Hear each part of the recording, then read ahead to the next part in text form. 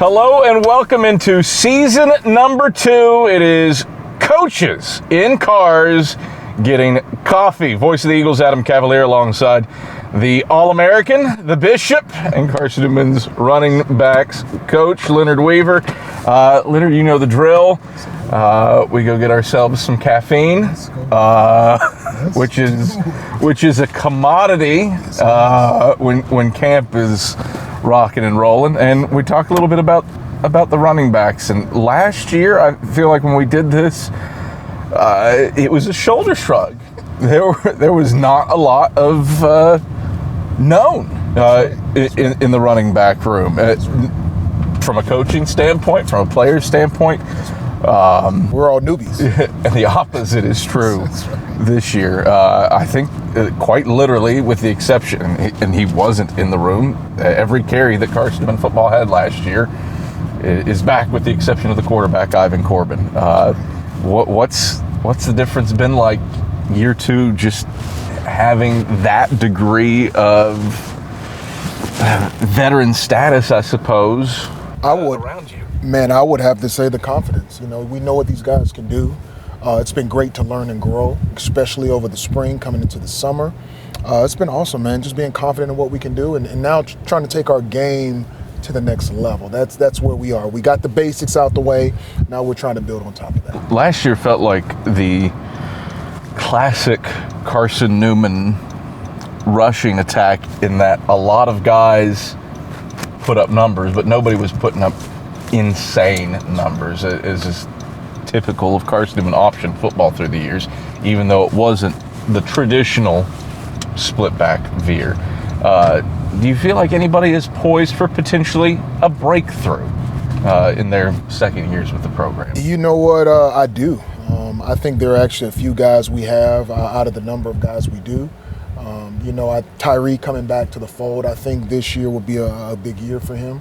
I'm really excited for him. And then we got to add a new guy to the fold. He's not new to the program, but he's going to be new to the fold in Jaden Sellers. Yeah. So I'm excited about that. You bring up Tyree Nelson, all-conference running back a year ago, technically a freshman on the field, even though he's got a couple years of football under his belt because of his time at Western Carolina. What have you seen from him that indicates that leap forward? His ability to be able to retain and learn. I think one of the biggest things for any back at any level is how much you learn between the time that you get off of that season and preparation to the next season. And this offseason has been great for him and myself and the room to be able to get in and kind of revisit some things on film, see where we kind of made some mistakes, see where we learned, yards that we lost, carries we should have had, touchdowns we should have did, look at those explosive plays and regurgitate them and say, hey, this is where we need to make our corrections and go from there. I want to focus on a couple of other returners before we hit a new guy like Jaden Sellers. Tyler Curtis, I suppose the thunder to Tyree Nelson's lightning. TJ King has been as steady as it goes. Jelon Pearson's been in the program for a minute.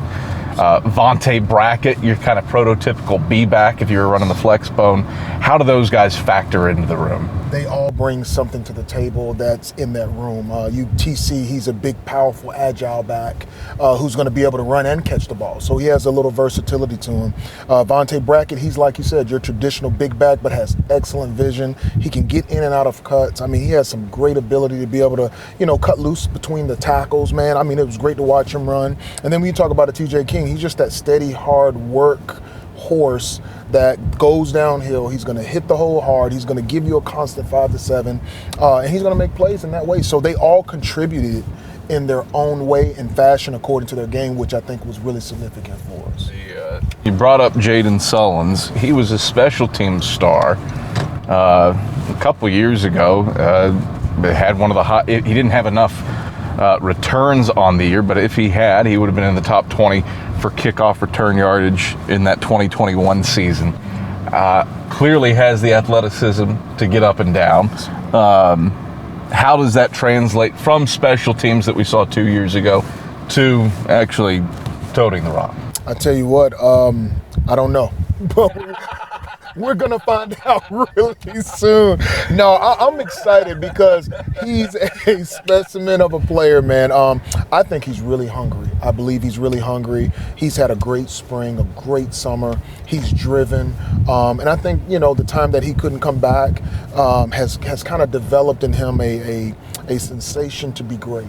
And so I'm really excited to see. I think all of those things combined is going to make a great run for him this year. Now, you and I both have children that are under 1, which creates its own challenges of wakefulness. What's your caffeine intake right now? Man, I'm sleeping rhythm. I'm in a great sleeping rhythm. Right after 12 o'clock when it hits, after about 6 cups of coffees, I'm ready to rock and roll. So I'm about to have my second one today. Second one of the day. I don't know how you quantify the size of the beverage container that I started my day with, but it feels like there were multiples in there, which is what we need. I'm with you 110%. You going hot? You going iced? The last time we were on here, I went hot. I'm a pretty consistent guy. Yeah, okay. But I think I might change it a bit. It is. You haven't been on the practice field yet. This is day one. We're shooting this day one of camp. Day one. It is toasty.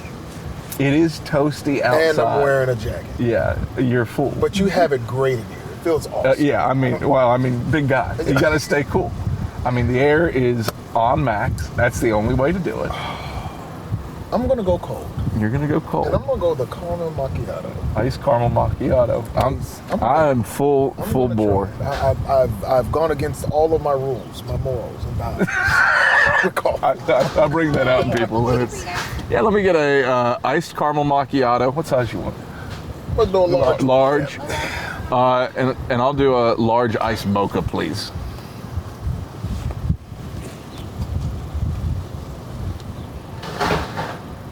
I'm glad I can make you violate everything that you hold dear. Thank you so much. It's only a few people that can do that. Right? That's my wife and you. That's it. I'll accept being at that standard. Hey, I appreciate that, Leonard. Thank you so much. It is, I think about what Carson-Newman teaches people, and, I bring up being a father. There's probably some lessons that have been learned, caffeine intake notwithstanding, about that, both through playing and through coaching. How do you try to impart the knowledge let's not go knowledge, let's go wisdom, that was imparted to you to your current players? I would have to say just as far as for me, it's about building that relationship. So it's in a variety of ways. Yeah. I'm a guy off the field. I want to be with my guys, not every second, but I do want to let them know that I care for them. But I also think it allows for me to also pour in them on the field when I have to get after them, when I have to demand that perfection or demand that excellence that we're looking for.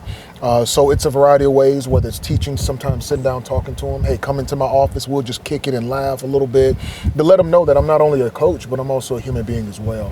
And I think when they see those real sides, it allows them to say, no, coach, okay, great. I'll take this lesson, because the relationship is what it's all about. I feel like if you can't develop that, it's going to be tough for you to impart into kids or to young men and for them to receive what you're saying. How much of that did you see in your time as a player here in the early 2000s? How much of that did you see in your time as an all-pro fullback played in the NFL? At Carson-Newman all the time. Ken Sparks was really heavy with that, the staff that he had.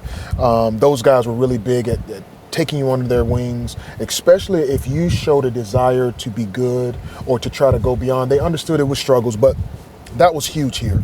As far as in the NFL, there was a couple of coaches, man, who really I found favor with them, man.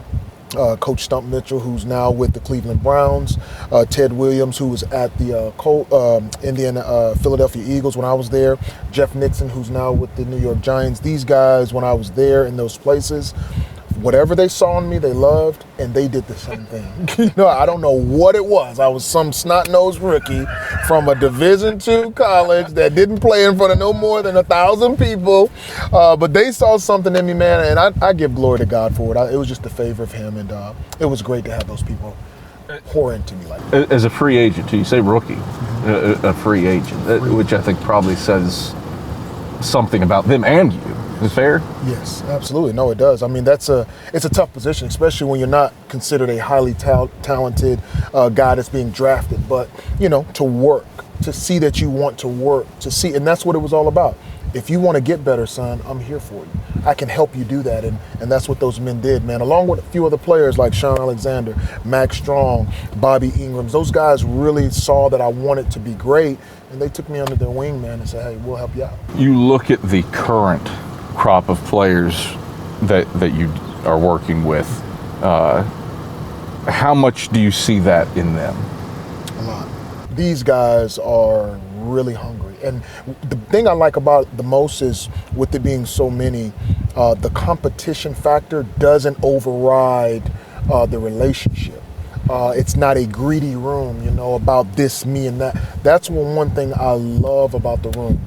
Any back that comes into that room, they're going to have to compete, and they're going to feel it and know it, but at the same time, they're going to be loved and get that same relationship feel. I think something I think this to be true. I don't know it to be true. I'm not as intimately involved in the day-to-day, but it feels like they're showing their personalities more. They're being more true to themselves and who they are, and that's enabling a little bit of the old Ken Sparks-ism of doing this. No. Is my presumption a fair presumption, or am I missing something? No, it's very fair.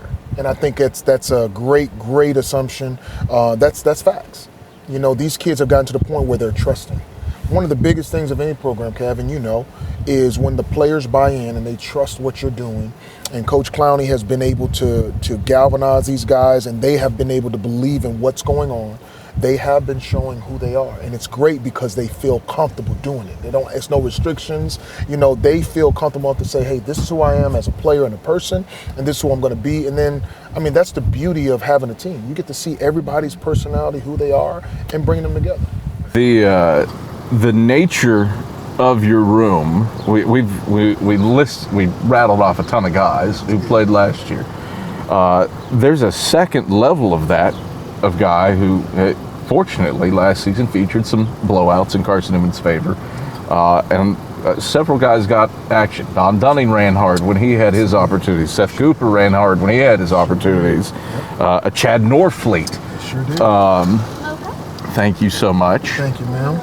Oh man, I'm a look test. Yes. That macchiato's looking pretty good. Thank you so much. Appreciate you. So, you had some. We talk about the look test, and the ice mocha you can't go wrong with. But that is a pretty. This is what it's all. That's a pretty drink, Leonard. That's a pretty drink, Leonard. But you've got some guys who. Wow. That is good. It is good. It is a good drink. Really good. You can't go wrong with 60 beans. I always said it.